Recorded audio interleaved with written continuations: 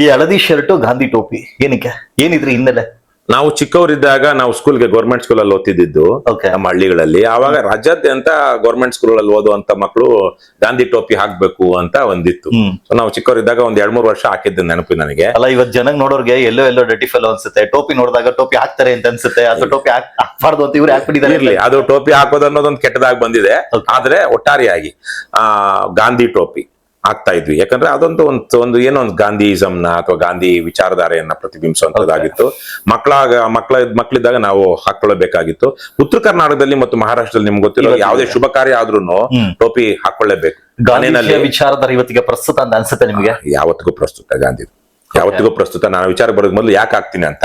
ಅದಾದ್ಮೇಲೆ ನಾವು ದೊಡ್ಡವರಾಗ್ತಾ ಹಾಕ್ತಿರ್ಲಿಲ್ಲ. ಸೌತ್ ಕರ್ನಾಟಕದಲ್ಲಿ ಟೋಪಿ ಹಾಕೊಳ್ಳುವಂತ ಅಭ್ಯಾಸನೂ ಇಲ್ಲ. ಹಬ್ಬಕ್ಕೆ ಆಗ್ಲಿ ಇನ್ನೊಂದಕ್ಕೆ ಆಗ್ಲಿ. ನಮ್ಮಲ್ಲಿ ಪೇಟ ಬೇಕಾದ್ರೆ ಹಾಕ್ತಾರೆ, ಆದ್ರೆ ಅಲ್ಲಿ ಉತ್ತರ ಕರ್ನಾಟಕದಲ್ಲಿ ಗಾಂಧಿ ಟೋಪಿ ಹಾಕೊಂಡು ಏನು ಮದುವೆ ಮಾಡ್ಕೊಳ್ತಾರೆ, ಪೂಜೆ ಮಾಡ್ಕೊಳ್ತಾರೆ. ಇವತ್ತಿಗೂ ಇದೆ, ಸಂಪ್ರದಾಯ ಇದೆ.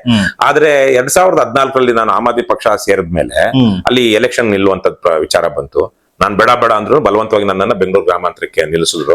ನಾನು ಪ್ರಚಾರ ಮಾಡಿದಾಗ ಅವಾಗ ಅವ್ರದ್ದು ಗಾಂಧಿ ಟೋಪಿ ತರಕ್ಕೆ, ಆದ್ರೆ ಈ ಕಡೆ ಆಮ್ ಆದ್ಮಿ ಪಾರ್ಟಿ ಅಂತ ಬರ್ದಿರುವಂತ ಟೋಪಿ ಇತ್ತು.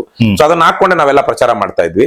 ಆದ್ರೆ ಎಲೆಕ್ಷನ್ ದಿವಸ ಟೋಪಿ ಹಾಕೋಂಗಿಲ್ಲ. ಯಾಕೆಂದ್ರೆ ಅದ್ರ ಮೇಲೆ ಆಮ್ ಆದ್ಮಿ ಪಕ್ಷ ಬಂದಿದೆ, ಯಾವ್ದೇ ಬೂತ್ ಹತ್ರ ಹೋಗಂಗಿಲ್ಲ, ಅಲ್ಲಿ ಓಡಾಡೋ ಹಾಗಿಲ್ಲ, ಮಾಡೋ ಹಾಗಿಲ್ಲ.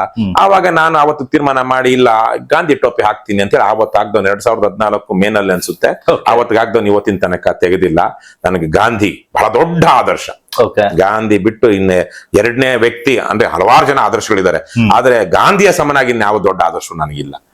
ವಿಶೇಷವಾಗಿ ಮುಂದಿನ ದಿನಗಳ ಸಮಸ್ಯೆ ಏನು ಗ್ಲೋಬಲ್ ವಾರ್ಮಿಂಗ್ ಅಂತ ಬರ್ತಾ ಇದೆ. ಗ್ಲೋಬಲ್ ವಾರ್ಮಿಂಗ್ ನ ಎದುರಿಸಬೇಕು ಅಂದ್ರೆ ಗಾಂಧಿ ತರಹದ ಸಹಜ ಮತ್ತು ಸರಳ ಬದುಕನ್ನ ಇಡೀ ಮನುಕುಲ ಅಳವಡಿಸಿಕೊಂಡ್ರೆ ಮಾತ್ರ ಒಂದಷ್ಟು ಜನ ಉಳಿದು ಬದುಕ್ತಾರೆ, ಬದುಕುಳಿತಾರೆ. ಅದು ಉಳಿದು ಬದುಕ್ತಾರಲ್ಲ, ಬದುಕುಳಿತಾರೆ. ಹಾಗಾಗಿ ಹಲವಾರು ವಿಚಾರಗಳಿಗೆ ಗಾಂಧಿ ನನಗೆ ಆದರ್ಶ. ಆ ನಿಟ್ಟಿನಲ್ಲಿ ನಾನು ಅದನ್ನ ಆವತ್ತಿಂದ ಹಾಕೊಳ್ತಾ ಇದ್ದೀನಿ. ಇನ್ನು ಹಳದಿ ಶರ್ಟ್ ನೀವು ಕೇಳಿದಾಗೆ ಕರ್ನಾಟಕದ ಧ್ವಜದ ಸಿಂಬಲ್. ಸೊ ಹಳದಿ ಜಾಸ್ತಿ ಇದೆ, ಕೆಂಪು ಕಡಿಮೆ ಇದೆ. ಆದ್ರೆ ಕೆಂಪು ಮತ್ತು ಹಳದಿ ಒಂದು ಶುಭದ ಅದು ಕರ್ನಾಟಕ, ವಿಶೇಷವಾಗಿ ಇದು ದಕ್ಷಿಣ ಭಾರತದಲ್ಲಿನೇ ಈ ಅರಿಶಿನ ಕುಂಕುಮ ಅನ್ನುವ ರೀತಿಯಲ್ಲೋ ಅಥವಾ ಹಳದಿ ಕೆಂಪು ಅಂತ ಸಮೃದ್ಧಿ ಸಂಕೇತ ಈ ತರದ್ದಾಗಿ ಇದನ್ನ ಬಳಸ್ತಾರೆ. ಈಕ್ವಲ್ ಆಗಿದ್ರೆ ನಾನು ಆ ರೀತಿ ಅನ್ಕೊಂತಿದ್ದೆ. ಇಲ್ಲ, ನಮ್ಮ ಧ್ವಜದಲ್ಲಿ ನಾವು ಹಳದಿ ಮತ್ತು ಕೆಂಪು ಜೊತೆಗೆ ಹಸಿರು ಮೂರು ಇಟ್ಟಿದೀವಿ. ಹಸಿರು ಅಂದ್ರೆ ರೈತರು, ಸಮೃದ್ಧಿ, ಕೃಷಿ ಅನ್ನುವಂತ ಇದಕ್ಕಾಗಿ. ಇನ್ನು ಪ್ರಾದೇಶಿಕತೆ, ನಮ್ಮ ಕನ್ನಡದ ಅಸ್ಮಿತೆ ಕಾರಣಕ್ಕಾಗಿ ಹಳದಿ ಮತ್ತು ಕೆಂಪನ್ನ ಬಳಸ್ತಾ ಇದೀವಿ.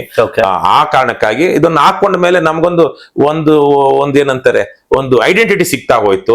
ಟಿ ಶರ್ಟ್ ಹಾಕೊಂಡಿರೋ ಎಲ್ರು KRS ಪಕ್ಷಿಗೆ ರವಿಕೃಷ್ಣ ರೆಡ್ಡಿ ಅಂತ ಅಂದ್ಕೊಂಡಿರೋರಿಗೆ ಟಿ ಶರ್ಟ್ ಹಾಕೊಂಡಿರೋನಲ್ಲೂ ರವಿಕೃಷ್ಣ ರೆಡ್ಡಿ ಕಾಣಿಸ್ತಾ ಇರ್ತಾನೆ. ಅದೇ ತರದ ಗೌರವನ್ನ ಅವ್ರಿಗೂ ಕೊಡ್ತಾ ಹೋಗ್ತಾರೆ. ಸೊ ಇದರಿಂದಾಗಿ ನಮ್ಗೆ ಸಾಕಷ್ಟು ಸಹಾಯ ಆಗಿದೆ. ಇವತ್ತು ಈ ಟಿ ಶರ್ಟ್ ಹಾಕೊಂಡು ಹೋಗ್ತಾ ಇದ್ರೆ ಬಸ್ ಡ್ರೈವರ್ಗಳು ಕೆಲವೊಂದ್ ಕಡೆಗಳಲ್ಲಿ ಅವ್ರು ಟಿಕೆಟ್ ಹರಿದು ಕೊಡ್ತಾರೆ, ಅದೇ ದುಡ್ಡು ತಗೊಳ್ಳಲ್ಲ. ಹೋಟೆಲ್ಗಳು ಹೋದಾಗ ಟೀ ಕಾಫಿ ಕೊಡ್ತಾರೆ, ಅವ್ರು ಬಿಲ್ ತಗೊಳ್ಳೋದಿಲ್ಲ.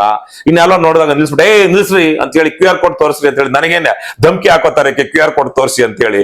QR ಕೋಡ್ ತೋರಿಸಿ ಅದಕ್ಕೆ ಡೊನೇಷನ್ ಕೊಡ್ತಾರೆ. ಆಶ್ಚರ್ಯ ಆಗುತ್ತೆ. ದಾರಿ ನಿಲ್ಲಿಸ್ತಾರೆ, ನಿಲ್ಸಿದ ತಕ್ಷಣ ಸರ್ QR ಕೋಡ್ ಎಲ್ಲಿ ಸರ್ ಅಂತ.